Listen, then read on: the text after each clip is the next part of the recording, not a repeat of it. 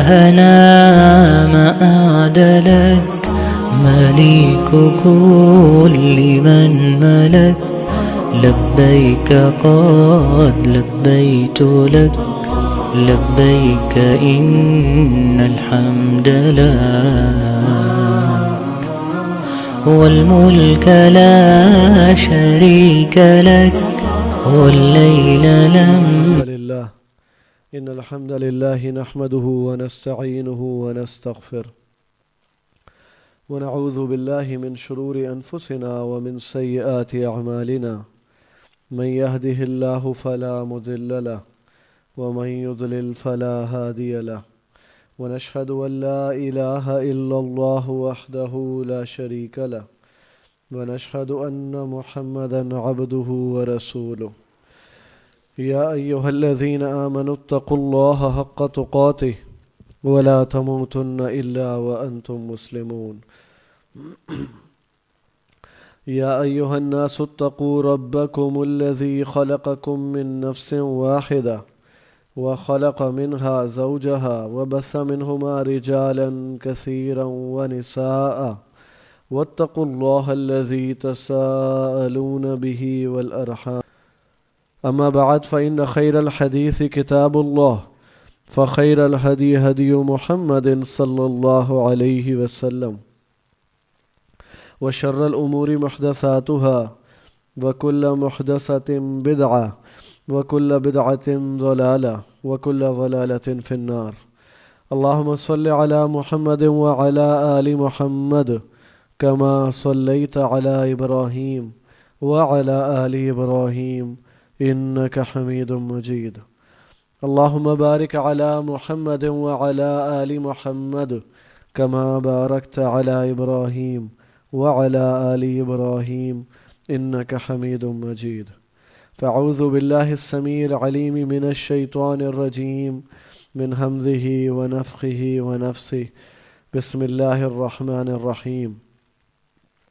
وضرب الله مثلا للذين آمنوا امرأة فرعون إذ قالت رب ابن لي عندك بيتا في الجنة.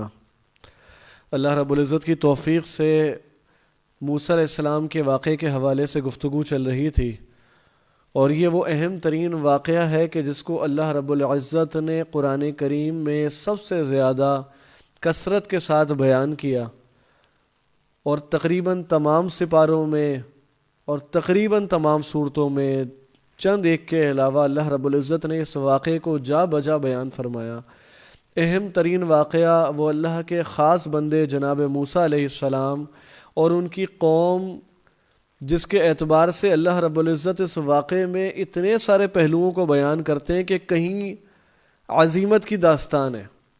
وہ لوگ جو ایمان پر ثابت قدم رہتے ہیں، چشم زدن میں جن کی زندگیاں تبدیل ہو جاتی ہیں، کہیں ان لوگوں کا بیان ہے، کہیں اس شخص کا بیان ہے کہ جو اپنے آپ کو انا ربکم الاعلی، غرور اور تکبر میں ڈوبا ہوا انسان تھا، اور کیفیت یہ تھی کہ خدائی کا دعویٰ کیا کرتا تھا۔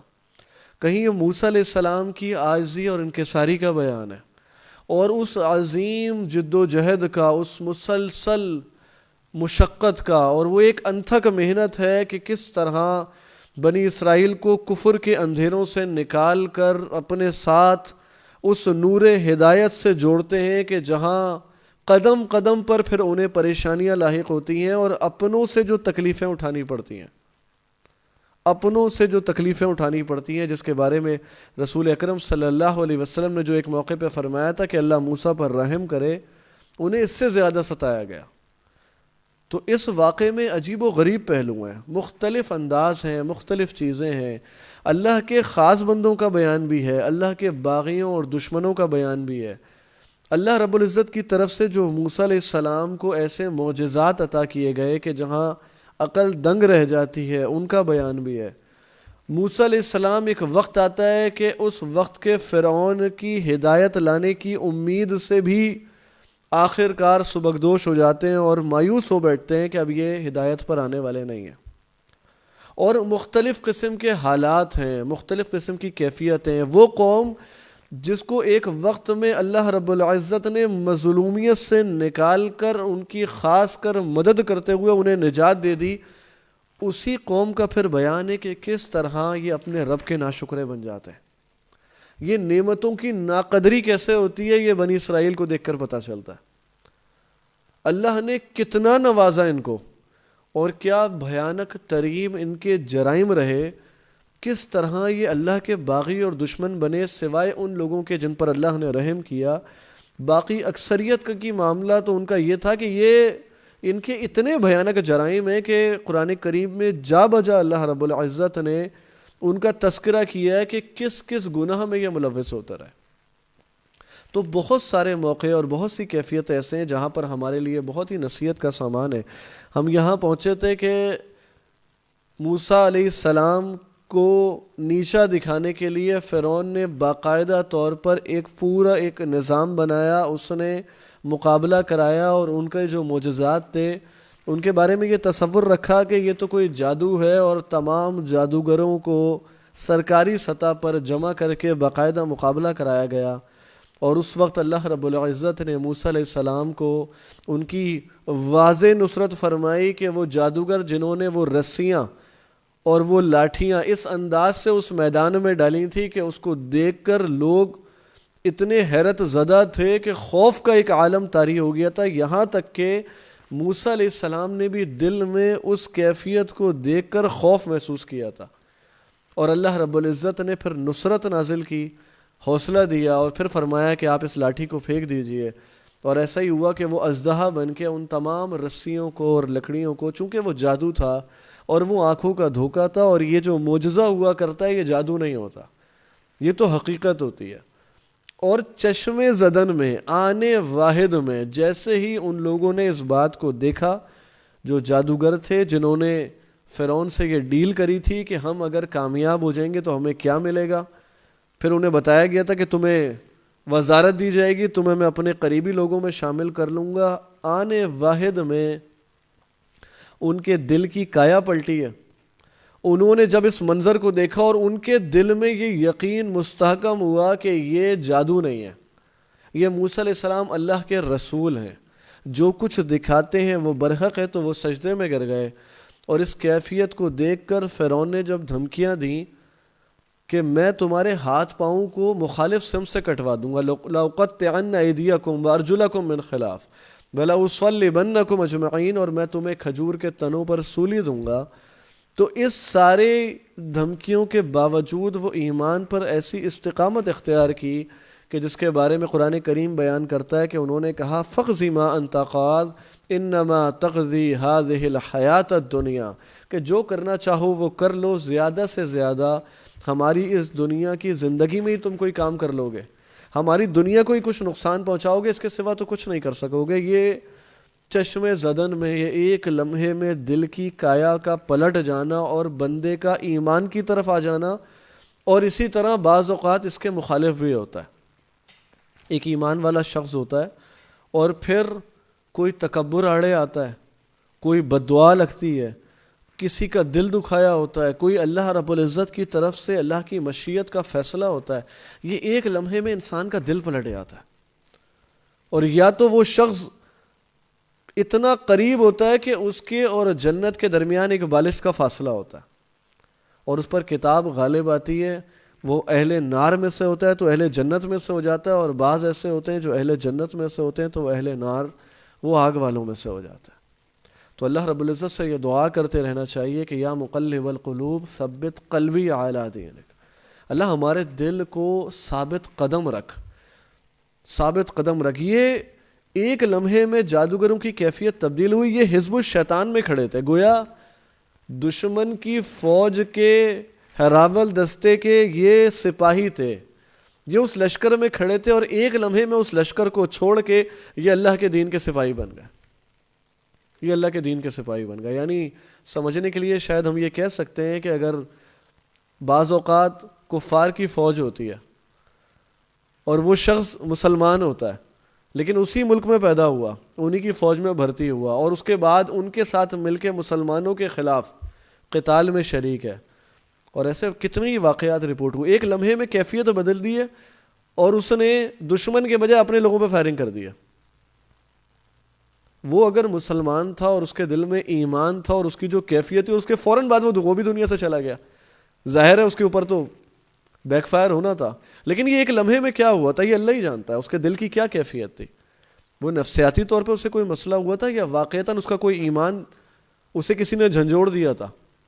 یہ ایک لمحے کے اندر کس طرح حق کو دیکھ کر قبول کرنے والے جادوگر تھے جو اہل ایمان کا حصہ ہوئے، اور پھر جتنی بھی تکلیفیں آئیں، جو بھی پریشانیاں آئیں، انہوں نے ایمان پر استقامت اختیار کی، یہ ہٹے نہیں۔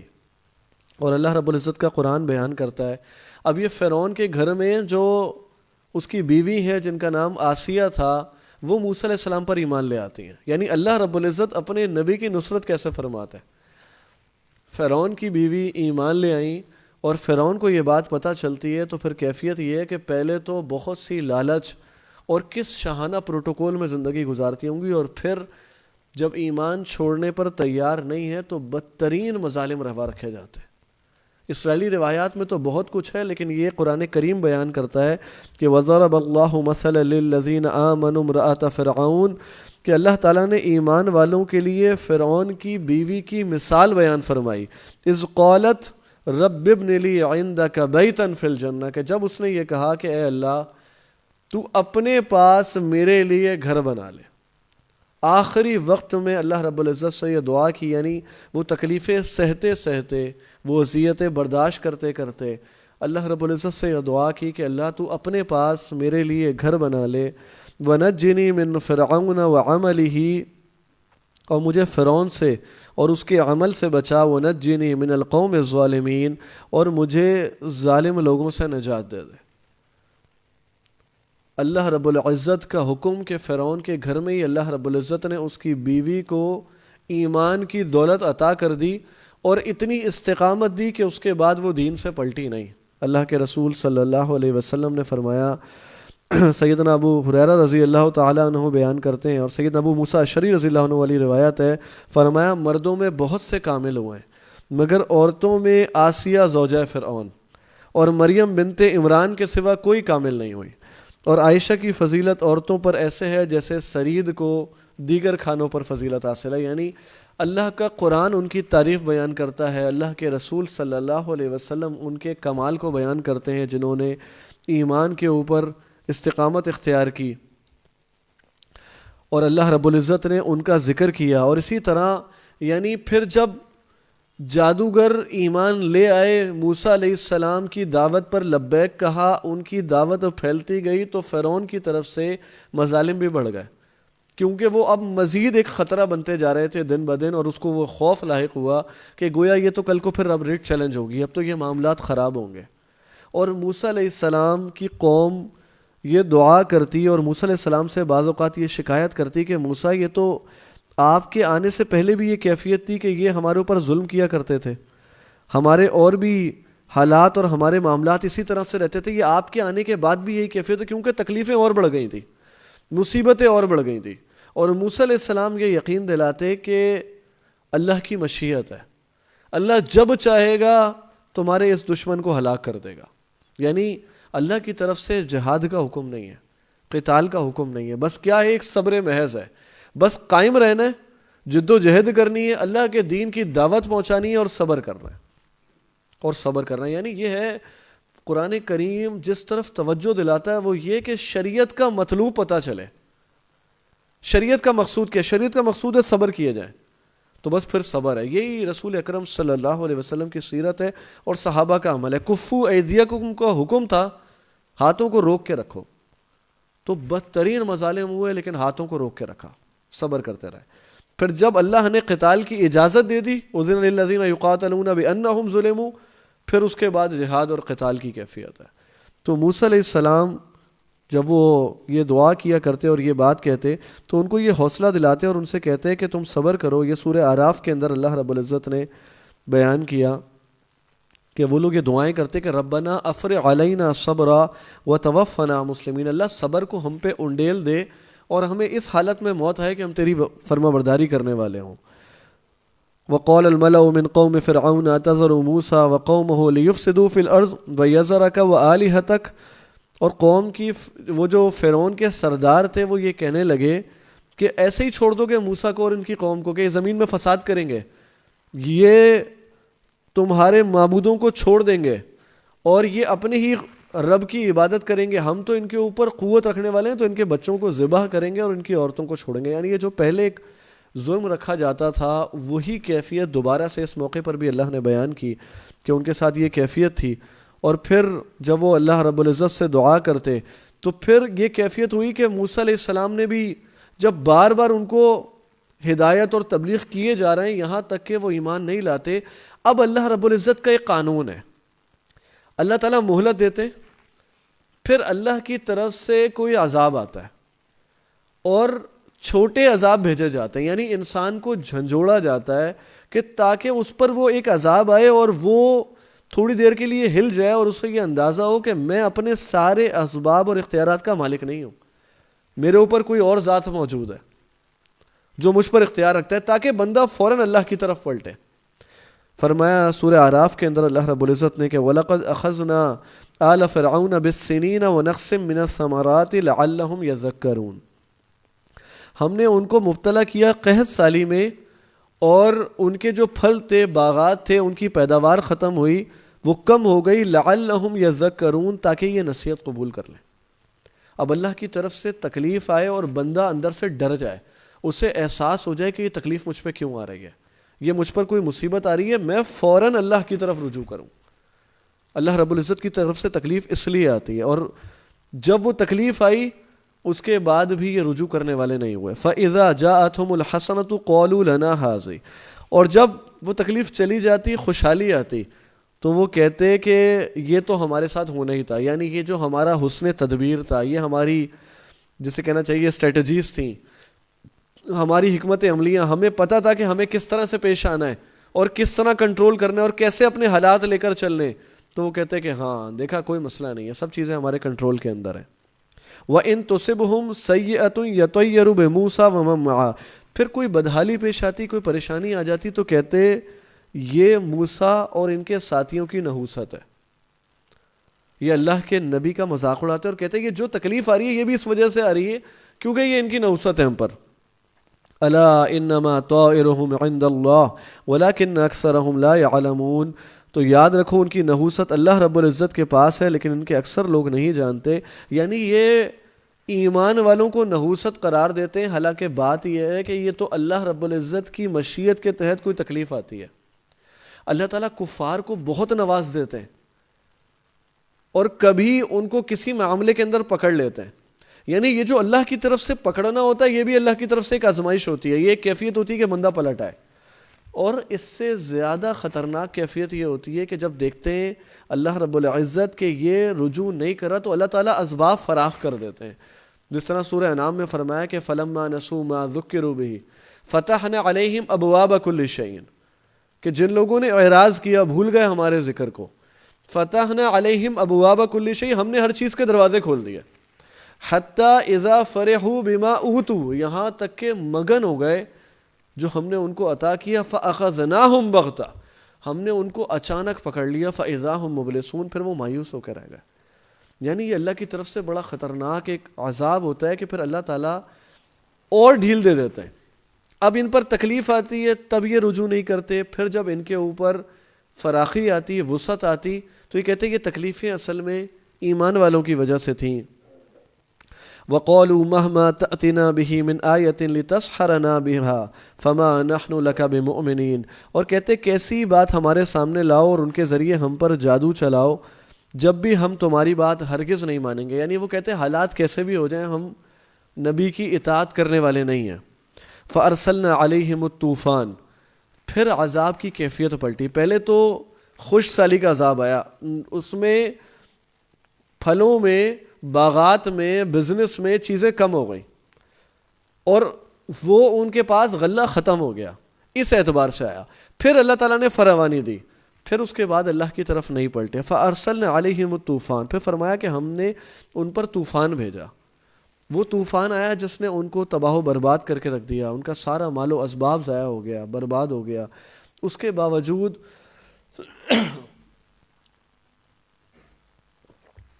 انہوں نے اللہ کی طرف رجوع نہیں کیا. ہم اگر نوٹ کریں تو کتنی ہی کیفیتیں ایسی ہیں جو ہمارے لیے جھنجھوڑ دینے والی ہیں.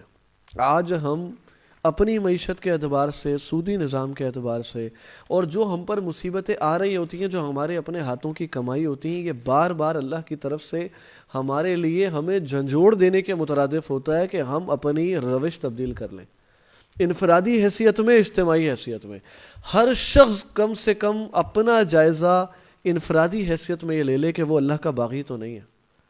اس کے گناہوں کی نحوست کی وجہ سے یہ عذاب تو نہیں آ رہا. جو ہماری کیفیت یہ ہے، ہماری کوشش بالکل یہ ہوتی ہے کہ ہم سامنے والے کو نشانہ بناتے ہیں کہ یہ ان کی وجہ سے یہ معاملات ہو رہے ہیں.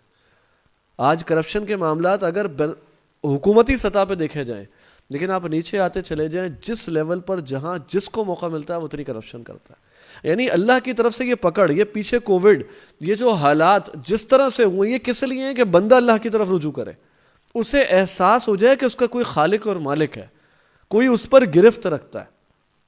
اب ان کی یہ کیفیت دیکھیں کہ اللہ رب العزت نے ان پر طوفان بھیجا، اور معاملہ یہ تھا کہ یہ آتے، اگلی آیت کے اندر ہے، یہ آتے موسیٰ علیہ السلام کے پاس اور کہتے ہیں کہ آپ کا جو آپ کے رب سے عہد ہے، یعنی ابھی بھی توبہ نہیں کر رہے ہیں.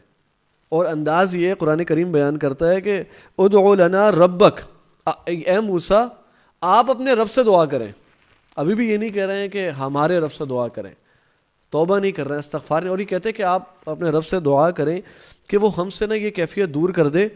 لَنُؤْمِنَنَّ لَكَ، ہم ضرور ایمان لے آئیں گے. وَلَنُرْسِلَنَّ مَعَكَ بنی اسرائیل، اور یہ جو بنی اسرائیل پر ہم آپ کی قوم پہ ظلم کرتے ہیں ان کو آپ کے حوالے کر دیں گے، آپ کے ساتھ بھیج دیں گے. تو طوفان آیا، اور جب وہ طوفان آیا پھر وہ طوفان ختم ہوا. موسیٰ علیہ السلام کے پاس آتے، دعا کے لیے کہتے، موسیٰ علیہ السلام دعا فرماتے، وہ تکلیف چلی جاتی. پھر فرمایا والجراد، اور پھر ان پر وہ ٹڈی دل جسے کہا جاتا ہے، ٹڈیوں کا عذاب جس نے ان کی ساری فصلیں کھا گئی، وہ کیفیت آئی. پھر اس کے بعد آتے موسیٰ علیہ السلام کے پاس دعا کراتے والقمل والضفادع. پھر اس کے بعد جب وہ چلا جاتا، بارش برستی، فصل ہوتی، اس کو اتنا جمع کر کے رکھ لیتے کہ وہ کہتے ہیں کہ اب تو تفاسیر میں آتا ہے کہ سال کا راشن جسے کہتے ہیں نا موجود ہے، اب ٹینشن ہی نہیں ہے کوئی. طوفان آ جاتا ہے، حالات خراب ہوتے ہیں. اب اس کے بعد اتنا ہو گیا کہ ہم نے اتنا سیکیور کر لیا اپنے پاس کہ اب ہم جو ہے نا بے فکر ہیں، اب ہمیں اسباب میں پریشانی نہیں ہے. اللہ تعالیٰ فرماتے ہیں والقمل والضفادع. قمل کا کہا گیا کہ یہ پسو، جوئیں، یا یہ چھوٹے وہ جانور کہ جیسے وہ جو ذخیرہ جمع کیا تھا وہ اس کو وہ جیسے کیا کہتے ہیں کہ گھن لگ جانا. وہ کہتے ہیں بوریوں کی بوریاں لے کر جاتے پسوانے کے لیے، وہ جو کی. اب اس کو جب پیسا جاتا تو وہ تو اندر سے کھوکھلی ہو چکی ہوتی ہیں اور اس کے اندر تو کچھ بچا ہی نہیں ہے. وہ بہت ساری بوریاں لے کے جائیں تو ایک بوری اس میں سے اناج ملتا ہے. اللہ کی طرف سے یہ اس عذاب کی کیفیت ہوئی. اس کے بعد والقمل والضفادع، اللہ رب العزت کی طرف سے مینڈکوں کا عذاب آیا. یعنی اللہ تعالیٰ نے کس کس طرح ان کو آزمایا ہے. اتنی کثرت سے ہو گئے کہ ان کے کھانے پینے، بستر، معاملات اتنے زیادہ کہ اب ان کے کنٹرول سے باہر ہیں اور ان کی زندگی مصیبت میں آ رہی ہے. اس کے باوجود بات وہی ہے، جب تکلیف آتی ہے اور اپنے اوپر کبھی بعض اوقات احساس ہوتا ہے اور ہم کبھی انفرادی حیثیت میں اپنا جائزہ لیتے ہیں، کبھی کوئی تکلیف آئے، پریشانی آئے، بندہ فوراً اللہ نے توفیق دی ہوتی ہے تو اللہ کی توفیق سے اللہ کی طرف لپکتا ہے کہ غلطی ہو گئی. جیسے حالات تھوڑے سے بہتر ہوتے ہیں بندہ مطمئن ہو جاتا ہے. جیسے ایک صاحب ذکر کر رہے تھے کہ صبح کہنے لگے ہم جب گاڑی میں جایا کرتے، پرانے اپنے دور کی بات بتا رہے تھے کہ ہم گاڑی میں جاتے تھے تو گانے نہیں لگاتے تھے کیونکہ روزگار پہ جا رہے ہیں، معاملات پتہ نہیں کیا بنیں گے، کیا صورتحال ہوگی، کیا ڈیل ہوگی. واپسی میں آرام سے گانے لگاتے تھے، بے فکر ہو گئے. اب تو ہو گیا نا جو ہونا تھا، اب تو بزنس ہو چکا ہے، ڈیل ہو چکی ہے. شیطان کس طرح سے انسان کو گمراہ کرتا ہے. ہم اپنے بارے میں غور کرتے ہیں، یہ تو ان کا یہ فرعونیوں کا رویہ ہے، کفار کا رویہ ہے. مومن کی شان کیا ہے کہ یا تو صبر ہے یا شکر ہے. تکلیف میں ہے تو تب بھی اللہ کے لیے راضی ہے، اللہ رب العزت کے ساتھ تعلق ہے. اللہ تعالیٰ نعمت سے نواز دیتے ہیں تو اس میں پھولتا اور اکڑتا نہیں ہے. پھر کیفیت یہ ہے کہ اللہ رب العزت کا شکر ادا کرتا ہے کہ اللہ تیرا دیا ہوا ہے. تو وہ مینڈک کا عذاب، وہ دم، خون کا عذاب.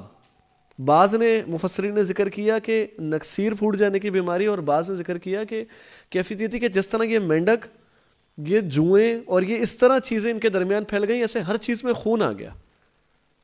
کھانا پینا، بستر، معاملات، انسان کی زندگی گزارنا اس کی مشکل ہو جائے. اور یہ اللہ کی طرف سے جو عذاب آ رہے ہیں یہ فائنل وہ عذاب نہیں ہے جس کے بعد مہلت نہ ہو، بلکہ یہ وہ عذاب ہے کہ جس کے بعد موسیٰ علیہ السلام موجود ہے، اللہ کے دین کی طرف بلا رہے ہیں، بتا رہے ہیں بارہا کہ یہ پلٹ آئیں، لیکن اس کے باوجود یہ ایمان لانے والے نہیں ہیں۔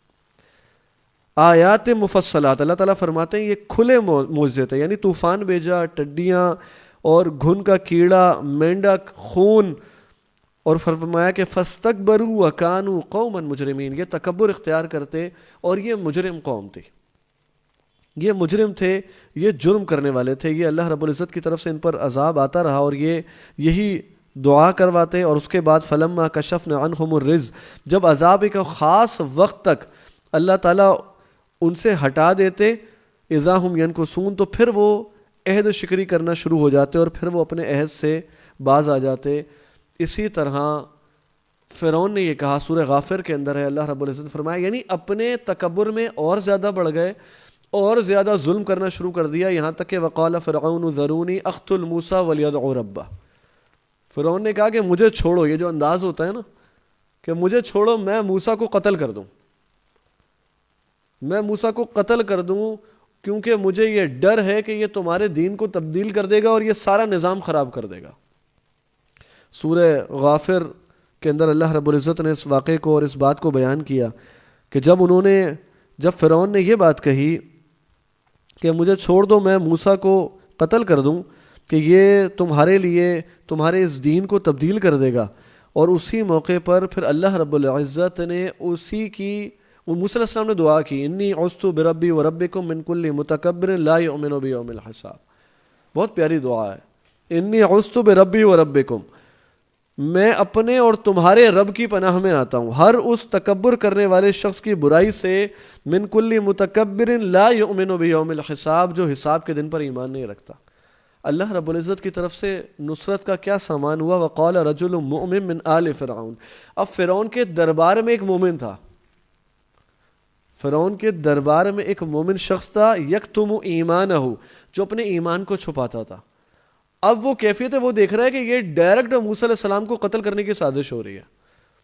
اب وہ اس ایسے انداز سے کھڑا ہوا کہ کہنے لگا اتقتلون رجلا یقول ربی اللہ، تم ایسے آدمی کو قتل کر دینا چاہتے ہو جو یہ کہتا ہے کہ میرا رب اللہ ہے، وقد جاءکم بالبینات من ربکم، اور تمہارے رب کی طرف سے دلیلیں لے کر آیا ہے، وَإِن يَكُ كَاذِبًا فَعَلَيْهِ كَذِبُ، اگر تو یہ جھوٹا ہے تو اس کے جھوٹ کا وبال اسی پر ہوگا، وَإِن يَكُ صَادِقًا يُصِبْكُم بَعْضُ الَّذِي يَعِدُكُم، اور اگر وہ سچا ہے تو جس عذاب کا وہ تم سے وعدہ کر رہا ہے اس میں کچھ نہ کچھ تو تم پر آ پڑے گا۔ ان اللہ لا يهدي من هو مسرف كذاب، اور اللہ تعالیٰ اس کی رہبری نہیں کرتا جو حد سے گزر جانے والا اور جھوٹا ہو۔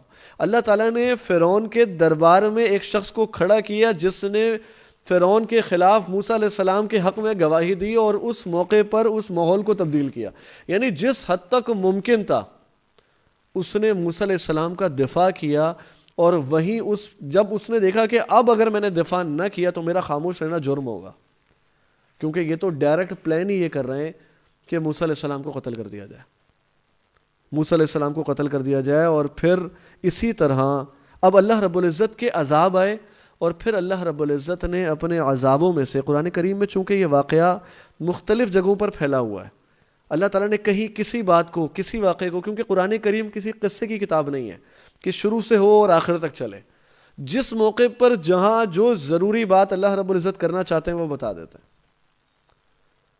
اللہ رب العزت نے اب یہ اللہ کے جو ان پر عذاب آئے تو اسی میں اللہ رب العزت کا ایک بہت بھیانک عذاب آیا، اور وہ کس شخص پر آیا اس کے بارے میں ذکر کیا گیا، وہ قارون تھا جس کے بارے میں اللہ رب العزت نے سورہ قصص کے اندر بیان کیا، اور یہ قارون ان قارون کان من قوم موسیٰ فبغى علیہم، یہ موسیٰ علیہ السلام کی قوم سے تھا، بنی اسرائیلی تھا، اور اللہ نے اس کو اتنا نوازا، فرمایا وَآتَيْنَاهُ مِنَ الْكُنُوزِ مَا إِنَّ مَفَاتِحَهُ لَتَنُوءُ بِالْعُصْبَةِ أُولِي الْقُوَّةِ، اللہ تعالیٰ اس کے خزانوں کا اور اللہ نے جو اس کو نواز رکھا تھا اس کا ذکر کرتے ہیں کہ ہم نے اس سے اس قدر خزانے دیے تھے کہ اس کے خزانوں کی جو چابیاں تھیں وہ ایک پوری جماعت اٹھاتی تھی۔ یہاں ذکر کیا گیا کہ بالعصبۃ اولی القوہ، عصبہ کہا جاتا ہے 10 سے 40 افراد تک کی جماعت کو. وہ اور خزانے بھی ظاہر ہے اس وقت کرنسی کے نوٹ والا سلسلہ تو یہ اب ہے نا کہ آپ ہزاروں روپے بھی ہوں اور ایک لمحے میں اگر ختم ہو جائے تو وہ کسی کام کے نہیں ہے, وہ کاغذ کا ٹکڑا ہے. وہ تو سونے اور چاندی کرنسی ہمیشہ سے اس چیز میں رہا کرتی تھی. اتنے خزانے اس نے جمع کیے کہ ان خزانوں کی چابیاں ایک قوی جماعت اٹھاتی تھی. اور یہ کون تھا؟ یہ اللہ رب العزت نے فرمایا کہ بنی اسرائیل کی قوم کا. اور ظلم کی کیفیت یہ تھی کہ اپنی قوم کے خلاف فرعون سے مل گیا تھا. اور اس کی مثال دینے کی ضرورت نہیں ہے, یہ آپ عام طور سے جانتے ہیں کہ انسان مال و دولت کی ہوس کے اندر کس طرح اپنے دشمنوں کی فہرست میں کھڑا ہو جاتا ہے. اپنی قوم, اپنی برادری, اپنے لوگ ایمان والوں کی حیثیت سے ہوں, برادری کی حیثیت سے ہوں, لیکن کہیں مال و اسباب ہوتے جو انسان کی کیٹیگری چینج کر دیتے ہیں. اذ قال له قومه لا تفرح ان اللہ لا يحب الفرحین. اور ایک بار اس کی قوم نے کہا کہ اتراؤ مت, اللہ تعالیٰ اترانے والوں سے محبت نہیں کرتا. وابتغ فیما آتاک اللہ الدار الآخرہ. اس بدترین کیفیت میں کہ جب وہ فرعون کا ساتھ دیتا تھا وہاں بھی کچھ لوگ موجود تھے جو اسے نصیحت کرتے تھے اور اس کو بتا رہے ہوتے تھے کہ یہ مال و دولت یہ اس لیے نہیں ہے کہ تم اللہ کے باغی اور سرکش بنو اور کمزوروں پر ظلم ڈھاؤ.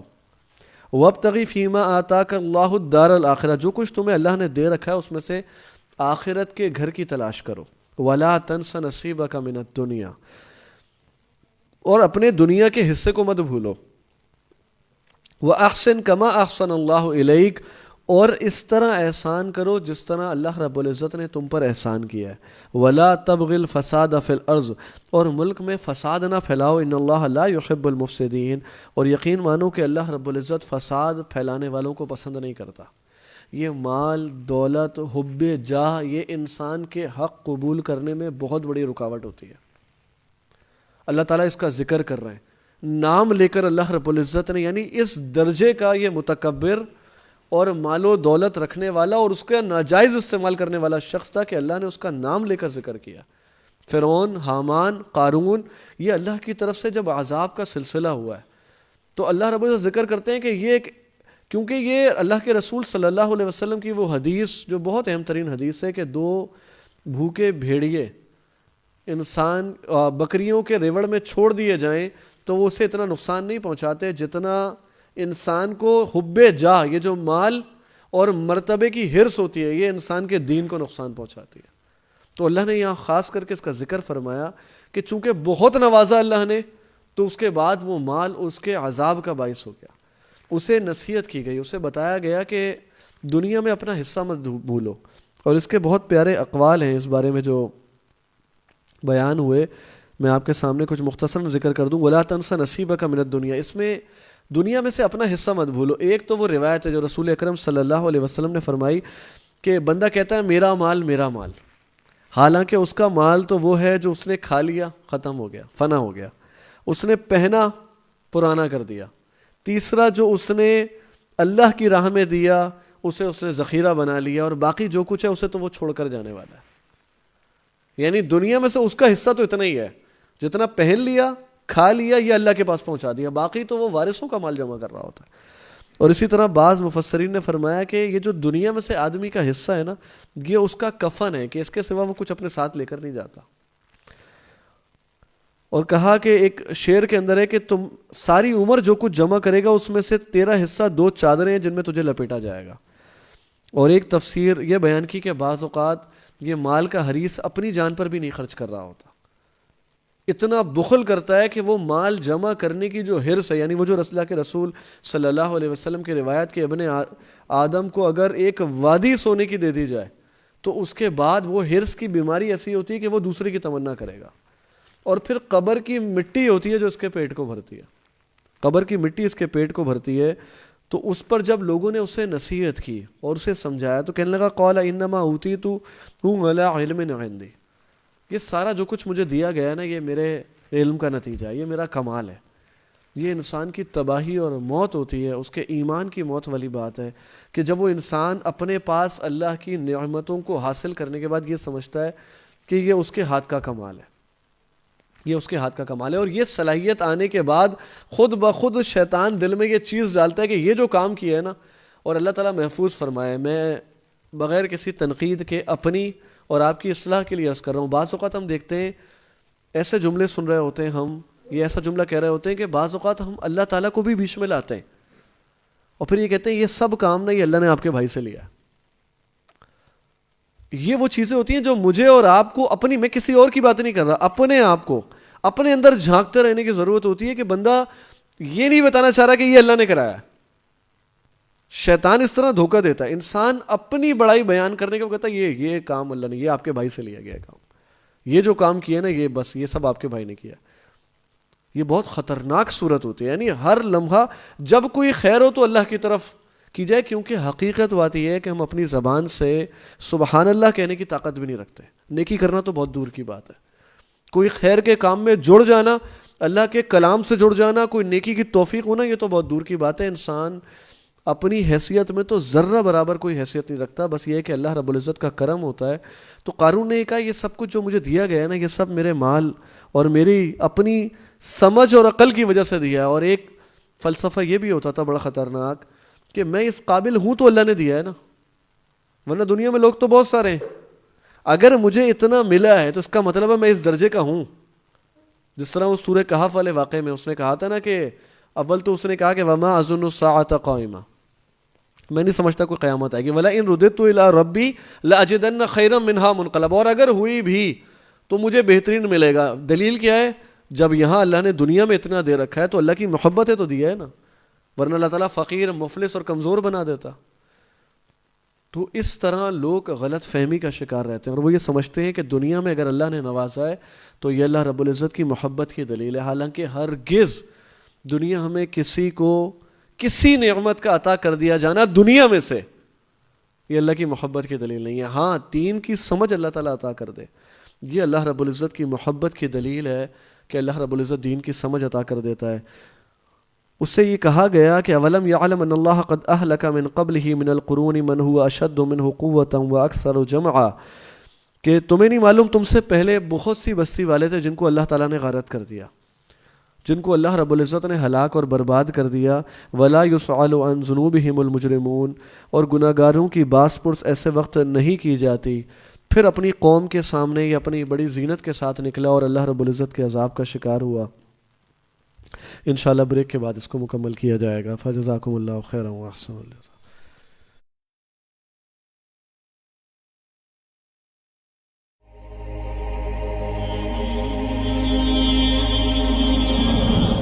صبر کی حقیقت یہ ہے کہ اللہ کی تقدیر پر ناراض ہونا چھوڑ دے، اس کا جو بھی فیصلہ ہے اس پر راضی رہے، کسی فیصلے پر اعتراض نہ ہو، شکوہ نہ ہو، بلکہ تقدیر کے ہر فیصلے پر راضی ہو.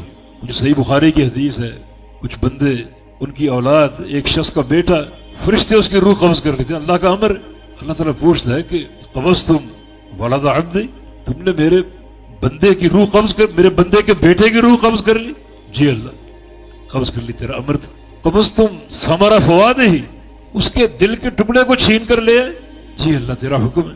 اچھا ماذا قال عبدی، میرا بندہ کیا کہہ رہا ہے، اس کی رپورٹ دو. اللہ سب جانتا ہے، اللہ تعالیٰ سننا چاہتا ہے، اس کی رپورٹ دو. تو فرشتے کہتے ہیں کہ حامدہ کا، وہ تیری تعریف کر رہے، تیری رضا پر راضی، میرا اللہ کا فیصلہ مجھے قبول ہے، میں راضی ہوں. اللہ فرماتا ہے کہ ابنوا لہ بیتا فی الجنہ وسموہ بیت الحمد، اس کا جنت میں ایک گھر بناؤ اور گھر کا نام رکھو بیت الحمد.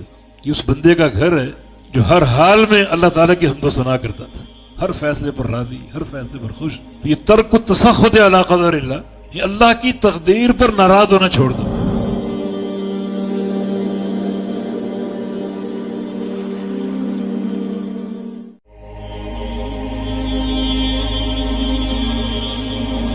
اس میں کوئی شک نہیں ہے کہ انسان مومن ہو یا کافر، موت اس پر آنی ہے. روح کا جسم سے تعلق ختم ہونا ہے جس کو موت کہا جاتا ہے. قرآن مجید میں اللہ تعالیٰ نے سورہ قاف میں ذکر فرمایا وَجَاءَتْ سَكْرَةُ الْمَوْتِ بِالْحَقِّ ذَلِكَ مَا كُنْتَ مِنْهُ تَحِيدُ.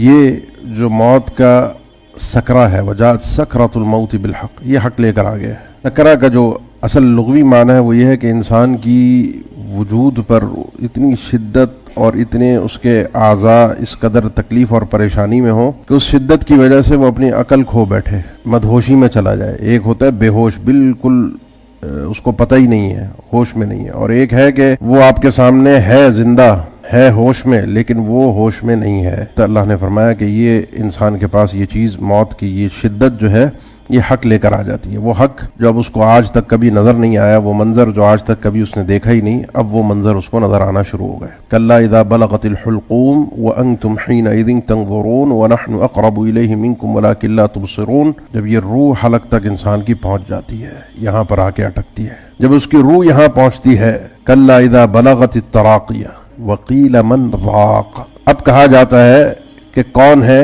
راق، وانتم حینئذ تنظرون، سورۃ القیامہ میں تم اس وقت کھڑے ہو کے اس منظر کو دیکھ رہے ہوتے ہو، وانتم حینئذ تنظرون ونحن اقرب الیہ منکم ولکن لا تبصرون، تمہیں نظر نہیں آ رہا لیکن اس وقت ہم اس کے زیادہ، تم سے زیادہ اس کے قریب ہم ہیں، اور ہم سے مراد اللہ تعالیٰ بھی ہے، اور اللہ تعالیٰ کے فرشتے حقیقی معنی کے اندر ہے۔ اب یہ فرشتے آ گئے، وقیل من راق، اب یہ آس پاس کے جو لوگ جو ہوتے ہیں نا، یہ کہتے ہیں، قیلہ کہا جاتا ہے من راق، ہے کوئی راق، کوئی ہے رقیہ کرنے والا، کوئی ہے علاج کرنے والا، کوئی ہے طبیب اور ڈاکٹر معالج جو آ کے اس کا علاج کر دے، اس کی جان بچا لے۔ جو میت ہمارے سامنے ہوتی ہے، اس دنیا سے رخصت ہو رہا ہوتا ہے، انسان ساری دنیا کی طاقت، سرمایہ، ٹیکنالوجی کچھ بھی لگا لے، یہ روح اس جسم میں نہ رک سکتی ہے اور نہ واپس آ سکتی۔ ترجعونہا ان کنتم صادقین، تمہیں اگر لگتا ہے قیامت قائم نہیں ہوگی تو واپس لے آؤ اس روح کو اس کے جسم میں۔ کہا جاتا ہے کہ کون ہے اس کو اب لے کر اوپر جانے والا؟ اس صورت کے اندر اہل تفسیر کہتے ہیں کہ یہ بات کہنے والے اب فرشتے ہوتے ہیں، وَظَنَّ أَنَّهُ الْفِرَاقُ، فرشتے ہوتے ہیں، ملک الموت ہے، اس کے ساتھ اس کے اعوان آتے ہیں، اس کے مددگار آتے ہیں، جس کو کہتے ہیں نیک روحوں کے لیے اچھے فرشتے اچھی شکلوں میں آتے ہیں، اور جو بد روح ہوتی ہے، جو اچھی مومن نہیں ہوتے، فاسق فاجر یا کافر ہوتے ہیں، ان کا استقبال کرنے کے لیے جس انداز میں فرشتے آتے ہیں، اس کی کیفیت ہی اور ہے۔ تو اب پوچھا جاتا ہے کون ہے جو اب ملک الموت کی طرف سے، کہ کون ہے جو اب اس روح کو اپنے ساتھ لے کر جائے گا؟ اللہ تعالیٰ نے فرمایا کہ وَأَنتُمْ حِينَئِذٍ تم تو دیکھ رہے ہوتے ہو، وَظَنَّ أَنَّهُ الْفِرَاقُ، اس آدمی کو یقین ہوتا ہے کہ اب وقت جدائیگی ہے، اب یہاں سے جانا ہی جانا۔ وَالْتَفَّتِ السَّاقُ بِالسَّاقِ إِلَىٰ رَبِّكَ يَوْمَئِذٍ الْمَسَاقُ، اب پنڈلی پنڈلی کے ساتھ مل جاتی ہے، جڑ جاتی ہے۔ شدت نزع میں جب انسان کے اوپر یہ وقت طاری ہوتا ہے تو اس کی ٹانگیں اکڑ کے ساتھ بعض لوگوں کی مل بھی جاتی ہیں، اور ایک معنی اہل علم نے ذکر کیا ہے وَالْتَفَّتِ السَّاقُ بِالسَّاقِ، ای شدت الدنیا و شدت الآخرہ، یہ دو ایسی ساقوں کا ملنا ہے، دو ایسی پنڈلیوں کا ملنا ہے، یعنی دنیا اور آخرت کے بیچ میں آ کر یہ کھڑا ہوا ہے، اور اس وقت دونوں طرف کی سختیاں اپنے عروج پر آ گئی ہیں۔ دنیا کا تو آخری لمحہ ہے، اس کے اب آخرت کے استقبال کا وقت ہے۔ یہ وہ وقت ہوتا ہے کہ جس وقت انسان انتہائی کمزور ہوتا ہے، جس کو اللہ کے نبی صلی اللہ علیہ وسلم نے کئی حدیث میں یوں بھی بیان فرمایا کہ انسان کی تکلیف موت کے وقت شہید کو اتنی ہوتی ہے جیسے کسی کو چینٹی کے کاٹنے سے تکلیف ہوتی ہے، ڈنک لگنے سے۔ ما یجد الشہید من الم القتل، شہید کو اتنی تکلیف ہوتی ہے، اس کا مطلب دوسروں کو اس سے کئی زیادہ ہوتی ہے تکلیف۔ سیدہ ام سلمہ فرماتی ہیں رضی اللہ تعالیٰ عنہ، ابو سلمہ رضی اللہ تعالیٰ عنہ کی وفات کا وقت تھا تو آپ پہنچ گئے، تو آپ نے جب ان کی کیفیت دیکھی تو ان کی آنکھوں کو آپ نے بند کر دیا، اور فرمایا کہ جب یہ روح نکلتی ہے نا تو ان نگاہیں روح کے ساتھ ساتھ دیکھ رہی ہوتی ہیں، یتبع بصرہ، اس کی نگاہیں پیچھے پیچھے جاتی ہیں، نظر پیچھے پیچھے رہتی ہے۔ یہ روح کے، اسی لیے اکثر اہل علم کا کہنا ہے روح کا سلسلہ نکلنے کا پیروں کی جانب سے شروع ہوتا ہے، اور پھر یہ اینڈ میں اذا بلغت الحلقوم، پھر یہ اوپر پہنچتی ہے۔ اس وقت انسان جسمانی طور پر انتہائی کمزور اور لاغر ہوتا ہے۔ مرتے وقت جو انسان کی سکرات جو ہوتے ہیں نا، یہ جو شدت نزع کی کیفیت ہوتی ہے جس میں انسان اپنے ہوش کھو دیتا ہے، بڑے سخت ہوتے ہیں۔ جامع ترمذی کی حدیث، اللہ کے نبی صلی اللہ علیہ وسلم اس موقع پر بھی اور پہلے بھی دعائیں کرتے تھے، اللہم اعنی علی سکرات الموت، اللہ جو موت کی سختی ہے اور یہ شدت ہے جس میں انسان اپنا ہوش کھو دیتا ہے، اللہ میری اس موقع پر مدد فرمانا، اللہم اعنی علی سکرات الموت۔ یہ بڑی سخت شدت کا وقت ہے، ناقابل بیان یہ تکلیف اور شدت انسان کے اوپر اس وقت طاری ہوتی ہے۔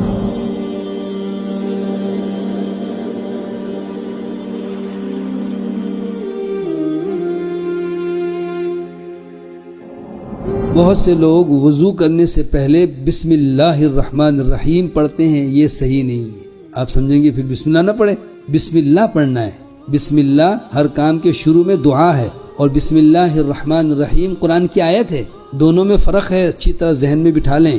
ہر کام کے شروع میں بسم اللہ ہے، کھانا کھائیں تو بسم اللہ، جانور ذبح کریں تو بسم اللہ، اللہ اکبر، ہر کام کہ شروع میں بسم اللہ ہے۔ بسم اللہ اور بسم اللہ الرحمن الرحیم کا فرق ہے، اور محدثین نے باقاعدہ اس کی وضاحت کی، بلکہ علماء نے اس پر مستقلاً کتابیں لکھی کہ کہ تسمیہ اور بسملہ میں کیا فرق ہے. تو بسم اللہ کافی ہے. بسم اللہ الرحمن الرحیم وضو کے شروع میں نہ پڑھیں، یہ اضافہ ہو جائے گا. کیا حرج ہے جی؟ لوگ کہتے ہیں نا کیا حرج ہے. حرج یہ ہے کہ رسول اللہ صلی اللہ علیہ وسلم نے نہیں کیا، ساری نیکی ضائع نہ ہو جائے. پھر لوگ کیا کرتے ہیں، بسم اللہ الرحمن الرحیم میں تو اضافہ کیا ہی، اس کے بعد پھر ہاتھ دھونے لگے تو ہاتھ دھونے کی الگ دعا بنا لی، کلی کرنے لگے اس کی الگ دعا، وضو منہ چہرہ دھوتے ہیں تو اس کی الگ دعا. کہتے ہیں وہ وضو کی جو ہے نا، وضو بڑا اہم عبادت کا وقت ہے، تو اللہ میرے چہرے کو قیامت کے دن روشن کر، جب بہت سے لوگ جو ہے نا مرجھائے ہوئے ہوں گے، اور ہاتھ کا دھوتے ہوئے ہاتھ کا، اور اس طرح سے یہ سب دین میں اضافہ ہے، جائز درست نہیں ہے. بسم اللہ کہہ کے وضو شروع کریں. دوسرا مسئلہ یہ ہے کہ لوگ بغیر گنتی کے 6 7 7 دفعہ ہر عضو کو دھو رہے ہیں، یہ بھی شرعاً صحیح نہیں ہے. صراحت کے ساتھ آگے کہ حضرت عثمان نے 3 مرتبہ دھویا ہاتھوں کو، 3 مرتبہ دھویا چہرے کو، 3 مرتبہ دھویا اپنے ہاتھوں کو کونیوں سمیت، مسح 1 مرتبہ. اسی طرح سے دوسری حدیث، تیسری حدیث. 3 آخری حد ہے. اگر کوئی کہیں گے نہیں ہاتھ چکنے ہیں اور پتہ نہیں جیسے لوگ کوئی مزدور ہے کسی وجہ سے ہاتھ میں جو ہے نا، تو اب وضو سے پہلے آپ صابن لیں اور ہاتھ کو اچھی طرح سے ملیں، ہاتھ دھو لیں. اگر پھر بھی آپ کا ہاتھ صاف نہیں ہوتا تو جو بھی یعنی آپ اس سے مٹی کے تیل سے یا جس سے بھی اس کو صاف کرنا چاہیں اچھی طرح دھو لیں، اچھی صاف کر لیں اور صاف کر کے پھر صابن سے دھو لیں. اب جب وضو شروع کریں، جیسے کہ حضرت عثمان نے بھی پانی انڈیلا اور اپنے ہاتھوں کو دھو لیا، پھر وضو شروع کیا. اسی طریقے سے ایک اہم مسئلہ یہ ہے کہ وضو کے دوران بات کرنے کی ممانعت یا اجازت کے سلسلے میں بھی مبالغہ آمیزی ہے. کچھ لوگ تو کہتے ہیں بات کرنے سے ہی وضو ضائع ہو جائے گا، ایسی کوئی بات نہیں ہے. لیکن چونکہ وضو بھی ایک عبادت ہے، بلا ضرورت گفتگو نہ کرے، تاکہ جس کام پر توجہ ہے وہ توجہ ہٹ جائے گی. کوئی بھی کام کرتے ہوئے آپ کچھ اور کام بھی کرنے لگ جائیں تو اس کام کا معیار وہ نہیں رہتا. تو آپ خود دیکھیں، جو بھی کام کر رہے ہوں گے کچھ نہ کچھ غلطی ہو جائے گی. تو وضو کر رہے ہیں اور ہاں کیا ہوا اور کہاں جانا ہے، اور یہ دنیا جہان کی باتیں بھی کر رہے ہیں اور وضو بھی کر رہے ہیں. پتہ چلا کہ جی کہیں کونی سوکھی رہ گئی، ایڑیوں اور ٹخنوں کے پاس حصہ سوکھا رہ گیا یا کوئی حصہ بھول گئے. اس لیے گفتگو سے حتی الامکان اجتناب کرنا چاہیے، لیکن مطلقاً گفتگو سے وضو نہیں ٹوٹتا، خراب نہیں ہوتا، حرام نہیں ہے. کچھ ضروری بات ہو تو کر لیں، ورنہ تو یکسوئی کے ساتھ وضو پہ توجہ دیں. پھر جیسے میں نے عرض کیا کہ لوگ گردن کا الگ سے مسح کرتے ہیں، اور یہ بھی بہت عام ہو گیا ہے، بالخصوص جن لوگوں کو حدیث نہ سنائی جاتی ہے نہ بتایا جاتا ہے. بس ہمارے علماء نے کہا ہے، انہوں نے تو اعتماد کیا کہ ہمارے علماء ہیں، یہ صحیح بتاتے ہوں گے، اور انہوں نے خیانت یہ کی کہ جی حدیث کا تو تذکرہ ہی نہیں کرتے، یہ ہماری فقہ میں یہ. پھر ان سے پوچھیں کہ رسول اللہ صلی اللہ علیہ وسلم کا وضو کون سا ہے. کسی کی دل آزاری مقصود نہیں ہے، لیکن جب تک کہ آپ صحیح حدیث سے عقیدت اور محبت رکھتے ہوئے وضو کا طریقہ نہیں سیکھیں گے، وضو صحیح نہیں ہو سکتا.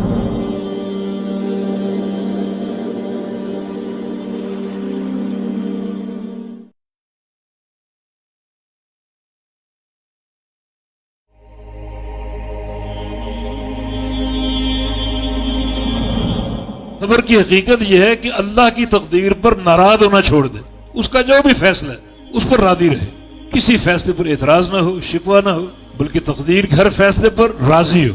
صحیح بخاری کی حدیث ہے، کچھ بندے، ان کی اولاد، ایک شخص کا بیٹا، فرشتے اس کی روح قبض کر لیتے ہیں. اللہ کا امر، اللہ تعالیٰ پوچھتا ہے کہ قبضتم ولد عبدی، تم نے میرے بندے کی روح قبض کر، میرے بندے کے بیٹے کی روح قبض کر لی؟ جی اللہ قبض کر لی، تیرا امر تھا. قبضتم ثمرہ فؤادہ، اس کے دل کے ٹکڑے کو چھین کر لے آئے؟ جی اللہ تیرا حکم ہے. اچھا ماذا قال عبدی، میرا بندہ کیا کہہ رہا ہے، اس کی رپورٹ دو. اللہ سب جانتا ہے، اللہ تعالیٰ سننا چاہتا ہے، اس کی رپورٹ دو. تو فرشتے کہتے ہیں کہ حامدک، وہ تیری تعریف کر رہے، تیری رضا پر راضی، میرے اللہ کا فیصلہ مجھے قبول ہے، میں راضی ہوں. اللہ فرماتا ہے کہ ابنوا لہ بیتا فی الجنہ وسموہ بیت الحمد، اس کا جنت میں ایک گھر بناؤ اور گھر کا نام رکھو بیت الحمد. یہ اس بندے کا گھر ہے جو ہر حال میں اللہ تعالیٰ کی حمد و ثنا کرتا تھا، ہر فیصلے پر راضی، ہر فیصلے پر خوش. تو یہ ترک التسخط علی قدر اللہ، یہ اللہ کی تقدیر پر ناراض ہونا چھوڑ دو.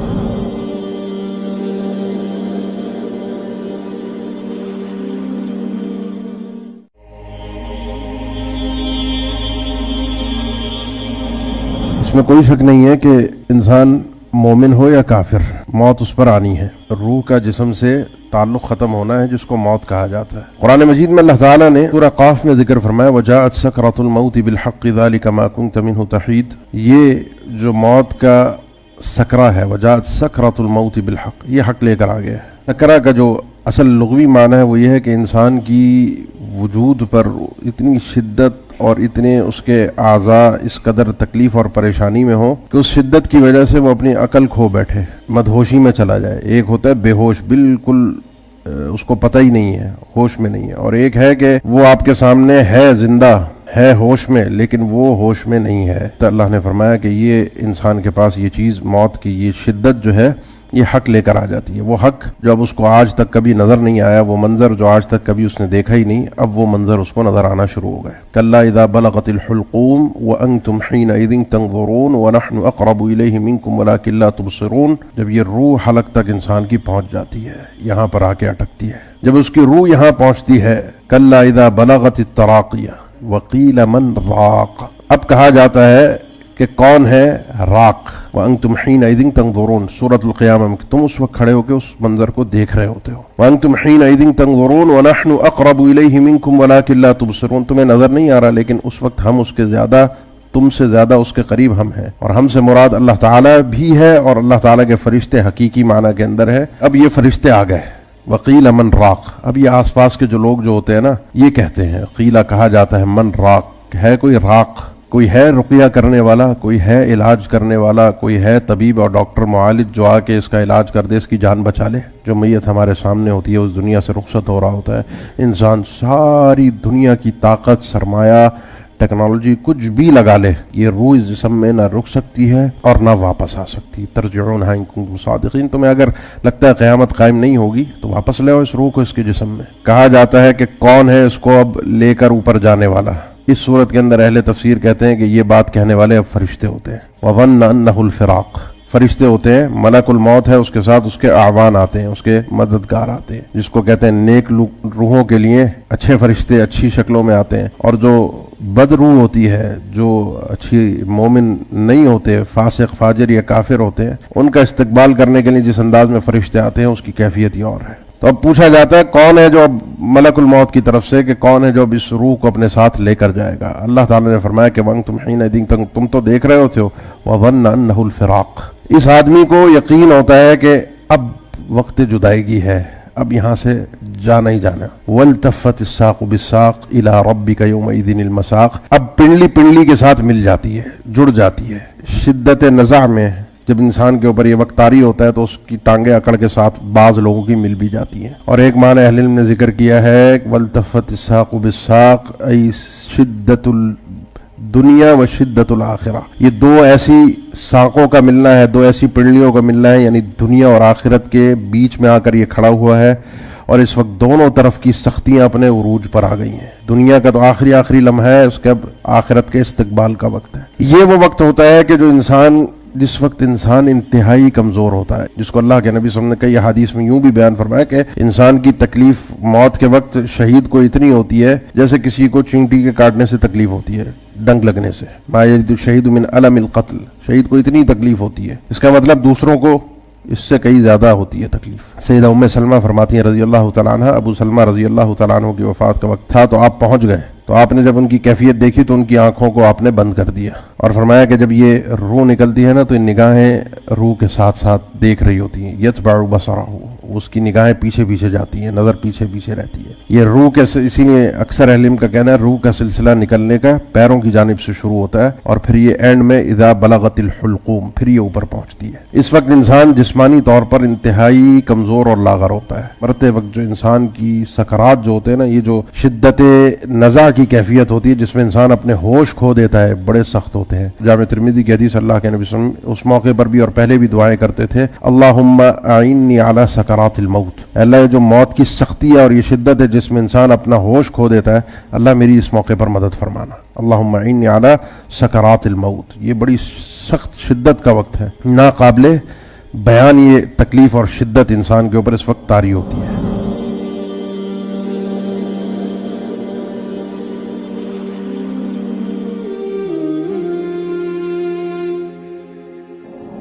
بہت سے لوگ وضو کرنے سے پہلے بسم اللہ الرحمن الرحیم پڑھتے ہیں، یہ صحیح نہیں ہے۔ آپ سمجھیں گے پھر بسم اللہ نہ پڑھیں، بسم اللہ پڑھنا ہے۔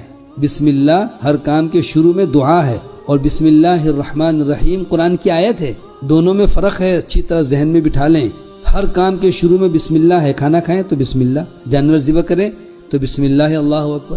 ہر کام کے شروع میں بسم اللہ ہے۔ بسم اللہ اور بسم اللہ الرحمن الرحیم کا فرق ہے، اور محدثین نے باقاعدہ اس کی وضاحت کی، بلکہ علماء نے اس پر مستقلاً کی۔ وعلیکم ورحمۃ اللہ وبرکاتہ۔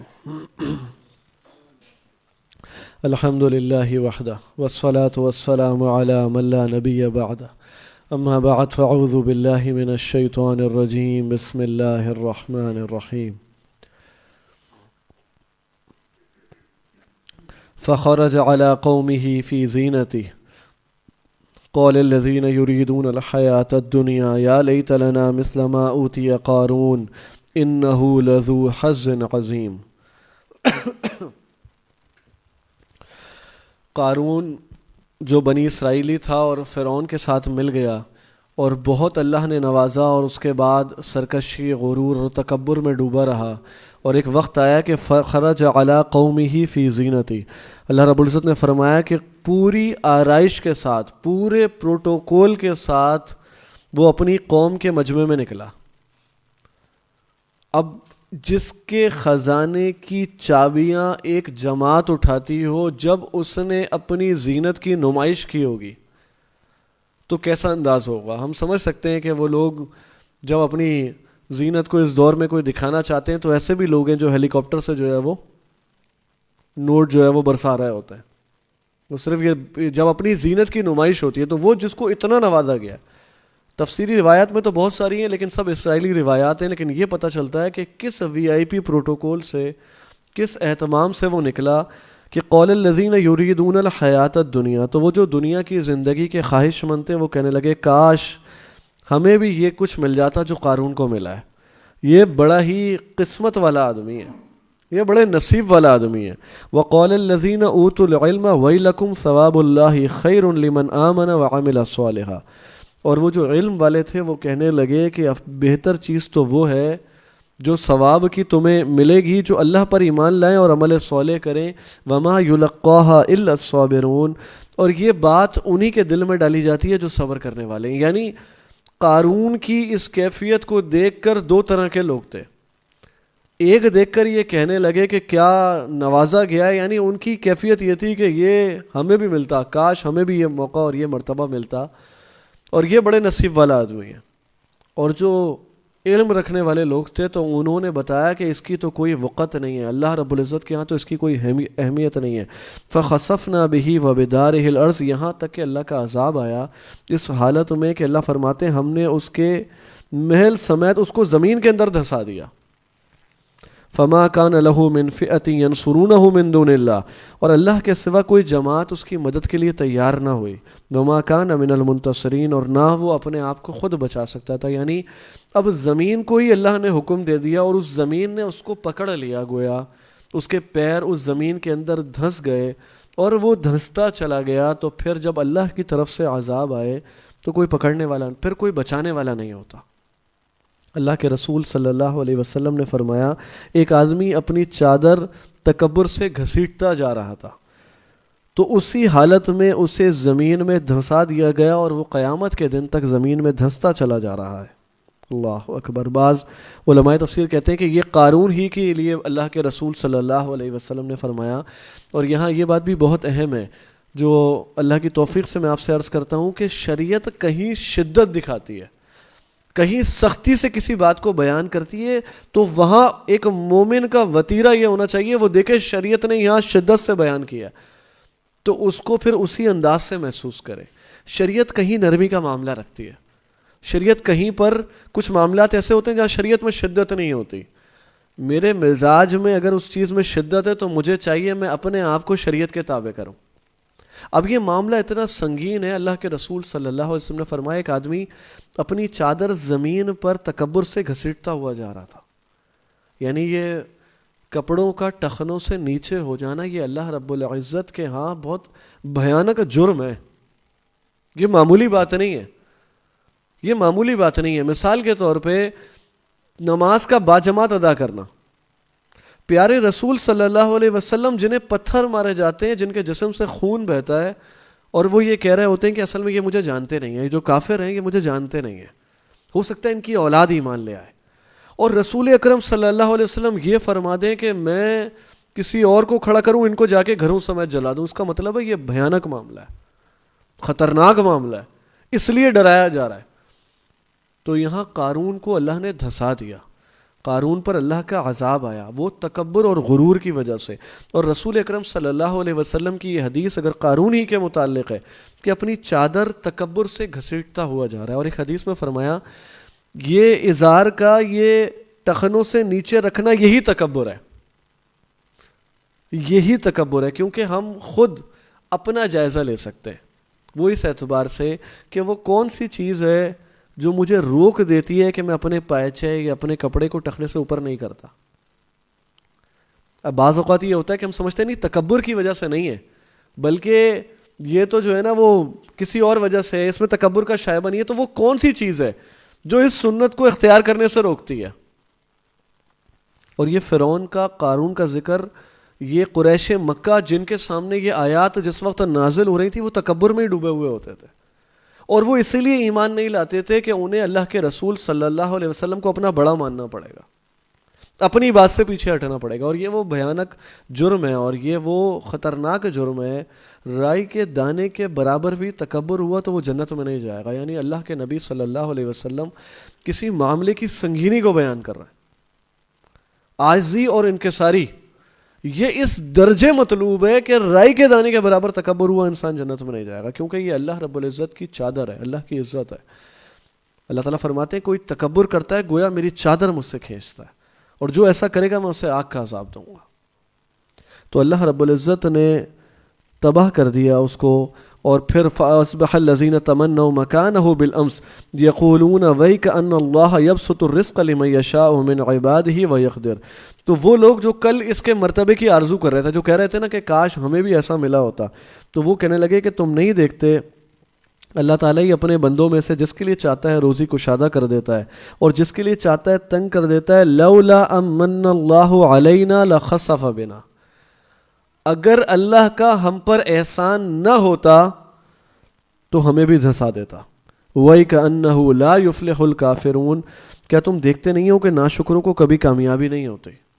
اب سوال یہاں پر یہ ہے سمجھنے کے اعتبار سے کہ ان کا ایسا کیا جرم تھا کہ ان کو بھی دھسا دیا جاتا؟ انہوں نے اتنا ہی کہا تھا نا، ان کا ایسا کیا جرم تھا؟ مطلب یہ جو کہہ رہے ہیں کہ یہ اللہ کا اگر ہم پر احسان نہ ہوتا تو اللہ تعالیٰ ہمیں بھی دھسا دیتا۔ کوئی بھائی اس کے اندر کوئی بات کہنا چاہے؟ جی نہیں، یہ تو وہ قوم ہے، یہ تو وہ لوگ ہیں، جادوگر تو ایمان لے آئے، یہ تو وہ لوگ ہیں کہ جو کمزور تھے، انہوں نے جب قارون کو دیکھا تو دیکھ کر یہ کہنے لگے اگر ہمیں ایسا ملا ہوتا، کاش ہمیں بھی یہ ملتا، یہ تو بڑے نصیب والا آدمی ہے۔ جب اگلے دن انہوں نے یہ انجام دیکھا کہ اللہ کے حکم سے اس کو دھسا دیا گیا، تو پھر وہ فوراً کہنے لگے کہ یہ اگر اللہ کا ہم پر احسان نہ ہوتا تو ہمارا بھی یہی انجام ہوتا۔ وہ بصیرت مل گئی، لیکن یہاں پر ایک بات ہے، آپ یہ دیکھیں اللہ کے رسول صلی اللہ علیہ وسلم کی ایک بہت اہم ترین حدیث ہے، وہ میں آپ کے سامنے ذکر کروں کہ اس سے اندازہ ہوتا ہے۔ آپ صلی اللہ علیہ وسلم نے فرمایا دنیا 4 آدمیوں کے لیے ہے، ایک وہ بندہ جسے اللہ رب العزت نے مال اور علم عطا فرمایا، اور وہ اس کے بارے میں اپنے رب سے ڈرتا ہے، صلہ رحمی کرتا ہے، یہ پہلا بندہ ہے، یہ پہلی کیٹیگری ہے، بہترین بندہ ہے۔ کون؟ وہ شخص جسے اللہ نے مال بھی دیا ہے، اسے اللہ نے علم بھی دیا ہے، تو وہ مال بھی اللہ کی رضا کے لیے خرچ کرتا ہے، اور اپنے علم کو بھی اللہ کی رضا کے لیے اس کو بانٹتا ہے، اس کو پھیلاتا ہے، اور اس سے اللہ کے دین کی خدمت کا کام لیتا ہے، اور اس میں اللہ کا حق جانتا ہے۔ یہ بندہ سب سے افضل مرتبے میں۔ ایک وہ بندہ ہے جسے اللہ نے علم دیا ہے لیکن مال نہیں دیا، علم دیا ہے لیکن اسے مال نہیں دیا، اور وہ سچی نیت والا ہے، اس کے دل کا اخلاص یہ، وہ کہتا ہے کہ اللہ اگر میرے پاس مال ہونا، میں اس بندے کی طرح جیسے کہ تیری راہ میں لٹاتا ہے ایسے میں بھی تیری راہ میں لٹانے والا ہوں۔ اس بندے کی نیت یہ ہے، اس کے پاس علم ہے، اس کے پاس مال نہیں ہے۔ اور فرمایا اللہ کے رسول صلی اللہ علیہ وسلم نے کہ یہ جو اس کی نیت ہے نا، تو یہ دونوں اجر میں برابر ہیں، وَأَجْرُهُمَا سَوَاءٌ، یہ دونوں اجر میں برابر ہیں۔ اور اسی طرح ایک شخص ہے کہ جسے اللہ رب العزت نے مال دیا لیکن علم نہیں دیا، اس کی کیفیت یہ ہے کہ یہ علم کے بغیر ٹامک ٹوئیاں مارتا پھرتا ہے کہ نہ اپنے رب سے ڈرتا ہے، نہ صلہ رحمی کرتا ہے، نہ اس میں اللہ کا کوئی حق جانتا ہے۔ مال موجود ہے، علم نہیں ہے، تو وہ مال کو اللہ کی نافرمانی میں، بغاوت میں، معصیت میں خرچ کرتا ہے۔ چوتھا بندہ وہ ہے کہ جسے اللہ نے نہ مال دیا نہ علم دیا، لیکن جب وہ اس شخص کو اللہ کی نافرمانی میں ڈوبا ہوا دیکھتا ہے، جس کے پاس مال تو ہے علم نہیں ہے، تو وہ یہ کہہ رہا ہوتا ہے، اس کی یہ خواہش ہوتی ہے اگر میرے پاس ہوتا نا تو میں بھی ایسے ہی عیاشی کر رہا ہوتا، میں بھی ایسے ہی اڑا رہا ہوتا، تو وزرہما سوا، تو یہ دونوں گناہ کے اندر برابر ہیں۔ تو وہ کہہ رہے تھے کہ یہ جو ہماری خواہش اور ہمارے، اب ان کو نہیں پتہ یہ قارون اپنے اس مال سے اللہ کے کتنا بڑا باغی اور سرکش ہے، اور کس طرح فرعون کے لشکر میں کھڑا ہو کر بنی اسرائیل پر ظلم ڈھا رہا ہے، لیکن اس کے باوجود یہ تمنا ہے کہ یہ اگر ہو تو پھر میں بھی ایسا ہی کرنے والا ہوں۔ یہ اللہ رب العزت کے ہاں برابر ہیں۔ اب تصور کیجئے کہ اللہ رب العزت کے ہاں اللہ کی رحمت کا پہلو بھی ہے، اللہ کے غضب کا پہلو بھی ہے۔ یعنی جو چیز ہمارے پاس موجود نہیں ہے، اگر مال نہیں ہے اور اللہ نے علم دے رکھا ہے، تو وہ جو بندے کی نیت ہوتی ہے، وہ جو اس کی تڑپ ہوتی ہے، وہ جو اس کی خواہش ہوتی ہے کہ میرے پاس ہو اللہ، میں یہ کام کرنے والا ہوں، اللہ رب العزت اس کی اس تڑپ کی بھی قدر کرتے ہیں، یہاں تک کہ اس کو اتنا نوازتے ہیں کہ جیسے ایک بندہ ادا کر رہا ہوتا ہے، جس طرح کہ ایک روایت میں اس طرح بھی آتا ہے کہ ایک شخص جو اکاؤنٹنٹ ہے اور اس کو جو مالک حکم دیتا ہے صدقے کا، اور وہ اس کو شرع صدر کے ساتھ دیتا ہے، یعنی مالک کا مال مالک کے کہنے پر ہی دیتا ہے، اس کو بھی اتنا ہی اجر ملتا ہے جتنا کہ وہ صدقہ کر رہا ہوتا ہے۔ یعنی یہ اللہ رب العزت کے ہاں دلوں کے جو اعمال ہیں، ان کی کتنی بڑی قدر ہے، ان کی کتنی اہمیت ہے، یہ بندے کا دل کیسا ہے، اس میں ایمان کی کتنی کیفیت ہے۔ یعنی ایک شخص معذور ہے، آپ دیکھیں نا، اللہ کا قرآن بیان کرتا ہے کہ وہ لوگ آتے ہیں اللہ کے رسول صلی اللہ علیہ وسلم کے پاس، اور ان کی کیفیت یہ ہوتی ہے ان کی آنکھوں سے آنسو بہ رہے ہوتے ہیں۔ وہ کہتے ہیں اللہ کے رسول سواری نہیں ہے، ہم جاتے جہاد پہ، ہماری یہ کوشش ہوتی ہے، ہم اپنی جان دے دیتے ہیں۔ اور جو وہ کہہ رہے ہوتے ہیں اتنی سچائی سے کہہ رہے ہوتے ہیں کہ اللہ کا قرآن ان کی صداقت بیان کرتا ہے۔ تو اللہ کے نبی صلی اللہ علیہ وسلم نے فرمایا کہ بعض وہ لوگ ہیں جو اپنے گھروں میں بیٹھے لیکن تمہارے ساتھ اجر میں برابر کے شریک ہیں، تم کوئی وادی طے کرتے ہو، مشکل مشقت اٹھاتے ہو، کیوں؟ عذر شرعی تھا، ایسی چیز تھی کہ وہ روتے رہے اور انہیں وہ اسباب نہیں میسر آئے۔ ایک معذور آدمی ہے، وہ کہتا ہے میں کر نہیں سکتا، میں جا نہیں سکتا، میرے پاس یہ ہوتا وقت تو میں کوشش کرتا۔ تو یہ اللہ رب العزت اتنی قدر کرنے والے ہیں۔ تو وہ لوگ کہنے لگے کہ یہ اللہ کا احسان ہو گیا ہم پہ۔ جب انہوں نے قارون کا وہ انجام دیکھا تو انہوں نے کہا یہ اللہ رب العزت کا ہم پر احسان ہوا کہ اللہ رب العزت نے ہمیں رسوا نہیں کیا، ورنہ ہمیں بھی اس کے ساتھ ہی غرق کر دیا جاتا یا اس کے ساتھ ہی زمین کے اندر دھسا دیا جاتا، اور اللہ رب العزت نے نہیں دھسایا تو گویا اللہ رب العزت نے ہمیں موقع دے دیا۔ اور یہ کیفیت، یعنی اس سے یہ پتہ چلتا ہے کہ یہ اللہ رب العزت کی طرف سے ان پر عذاب آئے، اور یہ عذاب کی صورت چلتی رہی، چھوٹے موٹے عذاب بھی آتے رہے، قارون کو غرق کر دیا گیا، فرعون نے جناب آسیہ اپنی زوجہ کو قتل کر دیا، یعنی انہوں نے اللہ تعالیٰ سے یہ دعا کی اور اللہ تعالیٰ نے ان کی دعا کو قبول کر لیا، اور یہ کیفیت جاری تھی یہاں تک کہ جب اتنا ظلم بڑھا، بعض روایات میں ہے کہ 40 سال گزر گئے اور بعض میں مختلف کیفیتیں، یہاں تک کہ موسیٰ علیہ السلام نے اللہ رب العزت سے بد دعا کی۔ سورہ یونس میں اس کا ذکر ہے۔ موسیٰ علیہ السلام نے کہا وقال موسیٰ ربنا انک آتیت فرعون وملأہ زینۃ واموالا فی الحیاۃ الدنیا۔ موسیٰ علیہ السلام نے عرض کیا کہ اے ہمارے رب، تو نے فرعون کو، اس کے سرداروں کو سامان زینت اور طرح طرح کے مال دنیا کی زندگی میں دیے۔ ربنا لیضلوا عن سبیلک، وہ اس سے کیا کریں؟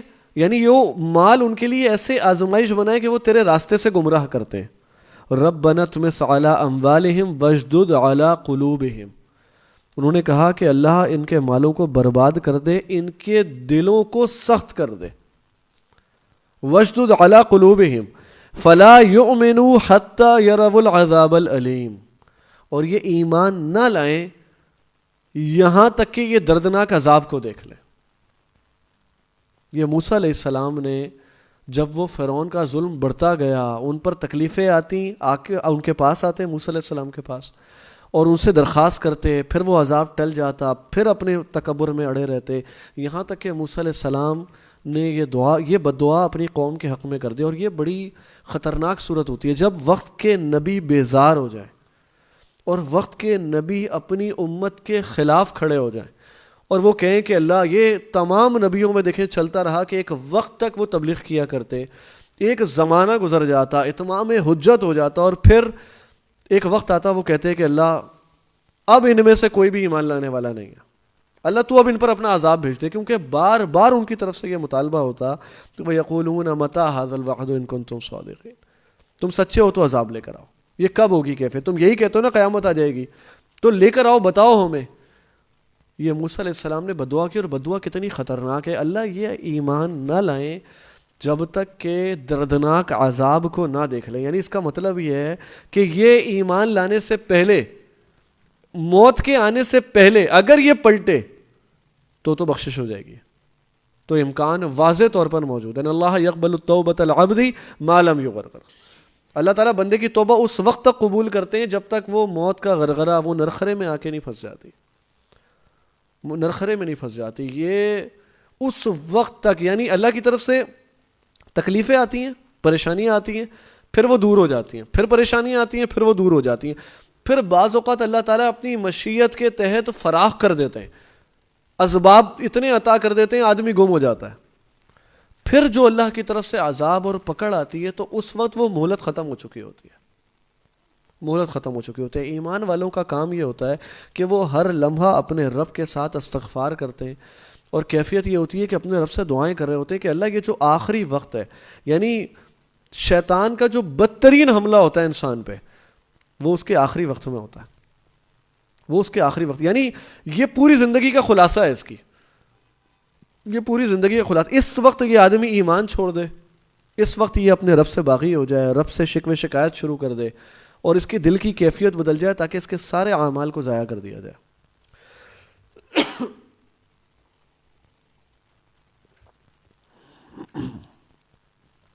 اللہ نے فرمایا قال قد اجیبت دعوتکما, تم دونوں کی دعا کو قبول کر لیا گیا. یعنی موسیٰ علیہ السلام اور ہارون علیہ السلام کی دعا, وہ جو بد دعا تھی فرعون کے حق کے اندر, فرمایا کہ اس کو قبول کر لیا گیا. فاستقیما, اب تم ثابت قدم رہو.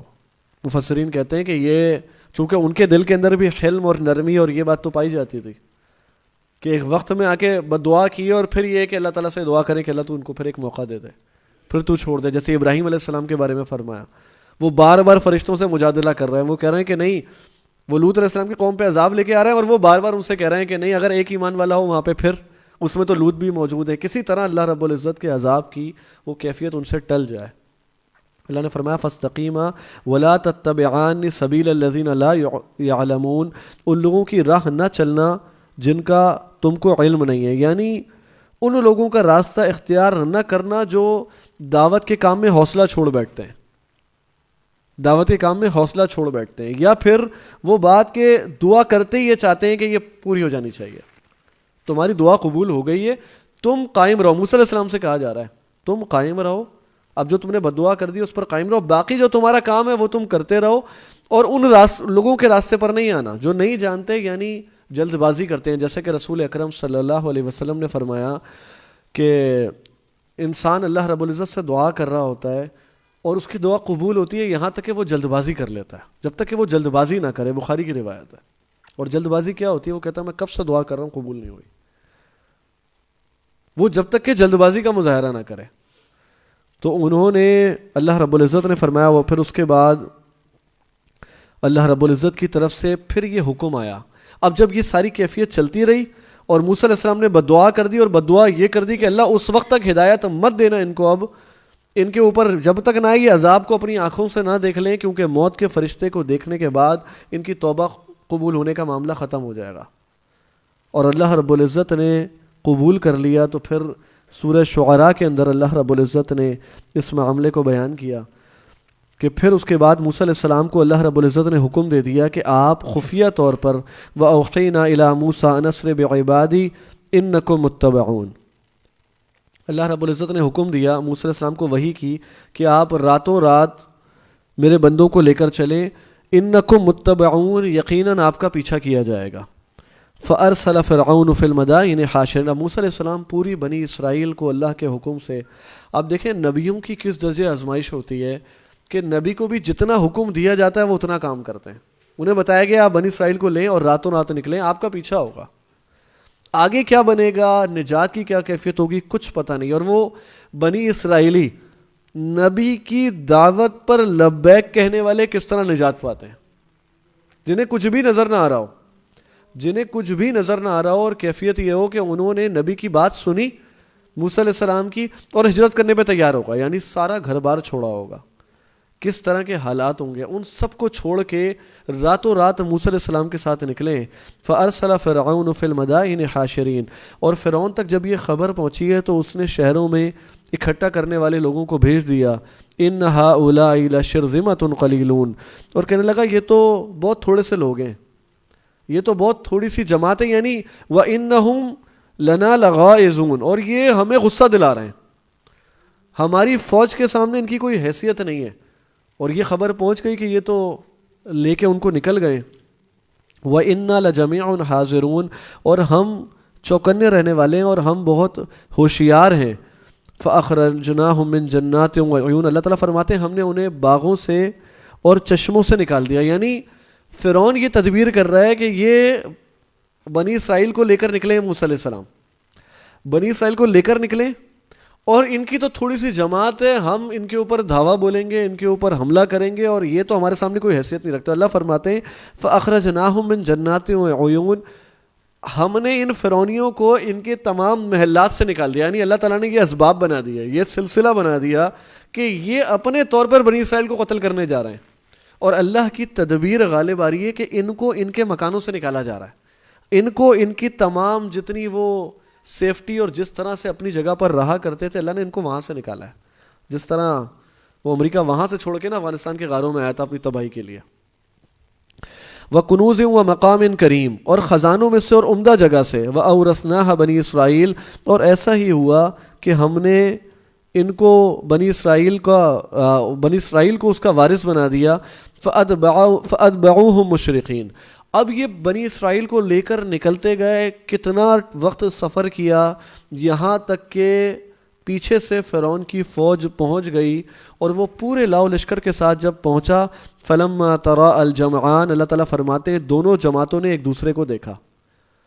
اب ایسے منظر پر اور ایسی جگہ پہنچ چکے ہیں کہ سامنے دریا ہے، سمندر ہے، اور پیچھے فرعون کی فوج پہنچ چکی ہے. وہ گرد و غبار اڑتا ہوگا، وہ فوج کو دیکھا ہوگا، وہ پوری قوم ہوگی. قال اصحاب موسیٰ انا لمدرکون. تو پھر موسیٰ علیہ السلام کی قوم نے کہا موسیٰ ہم تو پکڑے گئے، ہم تو مارے گئے. یعنی آگے سمندر ہے اور پیچھے فرعون کی فوج ہے، کوئی راستہ، کوئی ذریعہ، کوئی راستہ نہیں ہے، بچنے کی کوئی صورت ہی نہیں ہے، کوئی امکان ہی نہیں ہے. اور موسیٰ علیہ السلام چونکہ اللہ کے حکم سے نکلے، موسیٰ علیہ السلام کو بھی نہیں پتا کہ جانا کہاں ہے. موسیٰ علیہ السلام کو ابھی تک اللہ نے یہ نہیں بتایا کہ آپ جائیں گے، اور جانے کے بعد بعض میں آتا ہے، بعض روایات میں واللہ عالم ان کی صحت کہاں تک ہے کہ وہ راستہ بھول گئے یا ایسے راستے سے ہوتے ہوتے وہاں پہنچ گئے جہاں آگے سمندر تھا. لیکن الغرض یہ ہے کہ موسیٰ علیہ السلام اس ساری کیفیت سے واقف نہیں ہے، اس سارے معاملات سے واقف نہیں ہے کہ آگے کیا ہونا ہے. تو اس وقت وہ کہتے ہیں کہ کلا ان معی ربی سیہدین. یہ ہے اللہ رب العزت پر غیر متزلزل یقین. جو انسان اس حالات میں ایسی کیفیت میں آ جائے کہ ساری قوم یہ کہہ رہی ہو تم اپنی جان نہیں، تم نے ہم ہزاروں لاکھوں افراد جتنے ان کے ساتھ بنی اسرائیلی موجود ہوں گے کہہ رہے ہیں ہماری جان بھی داؤ پہ لگا دی ہے.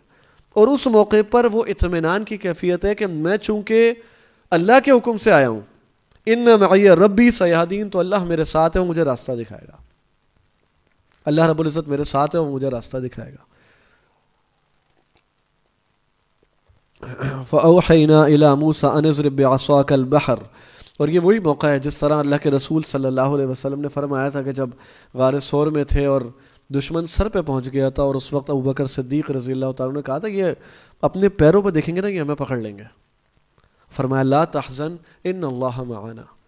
غم نہ کرو کہ اللہ رب العزت ہمارے ساتھ ہے. یعنی ہم اگر اللہ کی توفیق سے حق راستے پر موجود ہیں اور پھر مسائل آتے ہیں، پھر مصائب آتے ہیں، بعض اوقات مختلف انداز سے پریشانیاں آتی ہیں، بچوں کی شادیاں ہی ہوتی ہیں. ایک چھوٹی سی مثال، اور یہ عہد کیا ہوتا ہے کہ نہیں ہم تو شریعت کو فوقیت دیں گے، شریعت کو فوقیت دیں گے، کیونکہ اللہ کے رسول صلی اللہ علیہ وسلم نے ہماری یہی رہنمائی کی ہے کہ فاظفر بذات الدین، اسی انداز سے تربیت کی ہو، اور پھر اس کے بعد رشتہ نہ آ رہا ہو، دنیا کے رشتے منع کر دیے ہوں. یہ ایسی چیزیں ہوتی ہیں انسان کو ہلا دیتی ہیں اندر سے. وہ کہتا ہے بھائی ساری دنیا ہی کر رہی تھی، آپ کو نہیں سمجھ میں آ رہی تھی یہ بات. ایک چھوٹی سی مثال ہے، بہت سے معاملات ہیں. حالانکہ ایک ایسی روزگار سے جڑے ہوئے ہیں جہاں حرام کا معاملہ ہے، کہہ رہے ہیں ساری دنیا جڑی ہوئی ہے، ساری دنیا لگی ہوئی ہے، آپ کو پتہ نہیں کیا پریشانی ہے. اور بندہ اللہ پر بھروسہ کرتا ہے، پیچھے کوئی اسباب نہیں ہے، کوئی سیٹنگ نہیں ہے. مطلب ایسا بھی نہیں ہے کہ ایک دوسرا بزنس کھڑا کرنے کے بعد ریزائن کیا ہو. اللہ کے آسرے پر. یہ موسیٰ علیہ السلام کا جو ایمان تھا، یہ جو انبیاء کا ایمان ہوتا ہے، تو جو انبیاء کے جتنا قریب ہوتے ہیں اللہ تعالیٰ ان کو اس طرح ایمان اور عظیمت سے پھر نوازتا. اللہ پر اگر کامل بھروسہ ہے تو کیفیت یہ ہے کہ اللہ تعالیٰ فرماتے ہیں فَأُوحَيْنَا إِلَىٰ مُوسَىٰ أَنِ اضْرِب بِعَصَاكَ الْبَحْرَ، ہم نے موسیٰ کی طرف وحی کی کہ اپنی لاٹھی کو سمندر پہ ماریے. فَانْفَلَقَ فَكَانَ كُلُّ فِرْقٍ كَالطَّوْدِ الْعَظِيمِ. اللہ تعالیٰ فرماتے ہیں سمندر پھٹ گیا، کلو فرقن کالطود العظیم، ہر ٹکڑا بہت بڑے پہاڑ کی طرح ہو گیا. یعنی ایسا محسوس ہوتا ہے کہ شاید وہ جو پانی ہے وہ پہاڑ کی مانند دونوں سمت کے اندر کھڑا ہو گیا، اور درمیان میں اللہ رب العزت نے ان کے لیے راستہ بنا دیا. کلو فرقن کالطود العظیم وَأَزْلَفْنَا ثَمَّ الْآخَرِينَ، اور وہیں ہم دوسروں کو قریب لے آئے.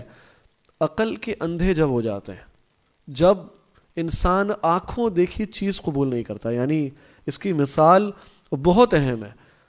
اب یہ فرعونی جو پہنچے ہیں تو انہوں نے بھی تو وہ منظر دیکھا ہے اپنی آنکھوں سے. انہوں نے یہ دیکھا ہے نا کہ یہ سمندر میں پہاڑ نمودار ہو گئے اور وہ پانی کے پہاڑ ہیں، اور اچانک سے ایک کیفیت اور اس کے درمیان میں راستہ ہے، اور ایسا ممکن نہیں ہے. اس کو دیکھنے کے بعد انہیں یہ یقین نہیں آ رہا کہ ہم کس کے پیچھے جا رہے ہیں اور کیا کرنے جا رہے ہیں. ہم اللہ اور اس کے رسول کے دشمن بنے ہوئے.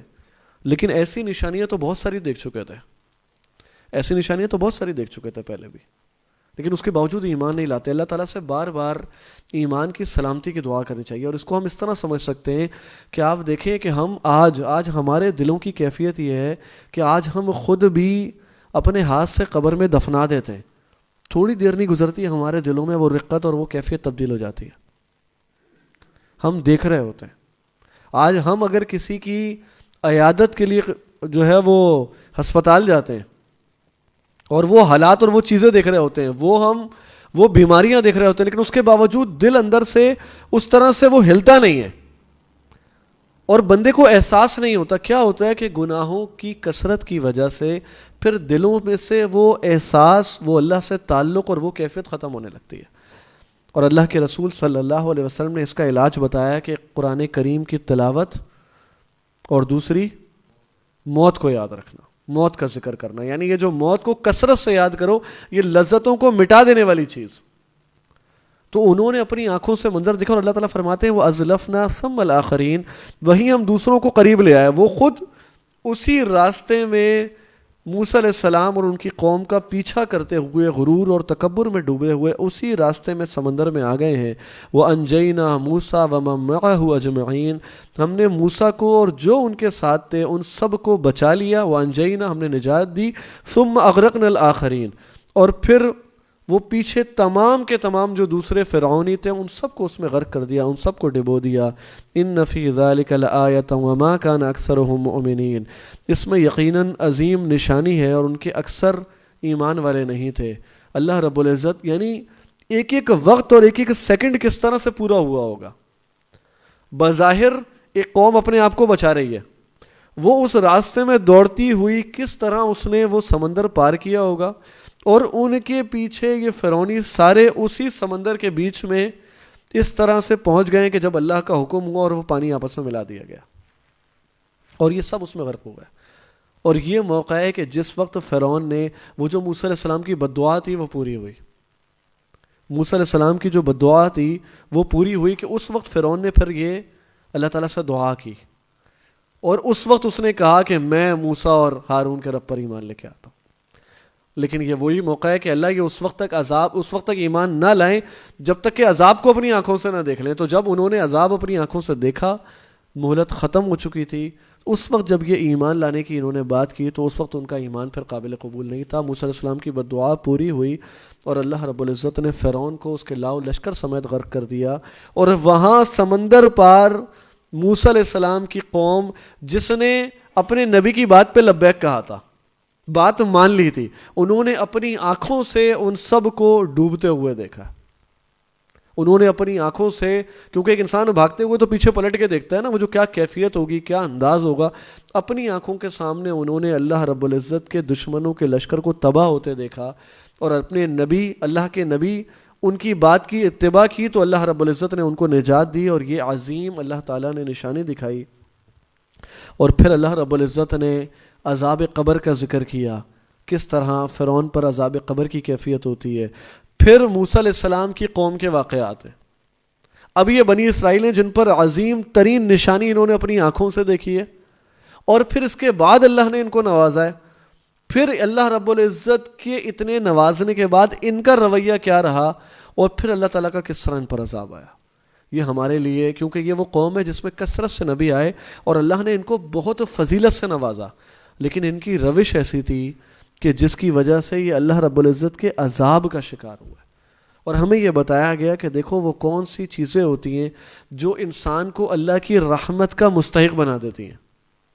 یعنی وہ کون سی کیفیت اور کون سا انداز اور کون سے اعمال ہوتے ہیں جو انسان کو اللہ کی رحمت کا مستحق بناتے ہیں, اور وہ کون سے انداز ہوتے ہیں جو انسان کو اللہ کے عذاب کا مستحق بنا دیتے ہیں. اللہ رب العزت ہمیں سمجھنے کی, عمل کرنے کی توفیق عطا فرمائے. فجزاکم اللہ خیرا واحسن الجزاء. سبحان ربک رب العزت عما یصفون والسلام علی المرسلین والحمد للہ رب العالمین.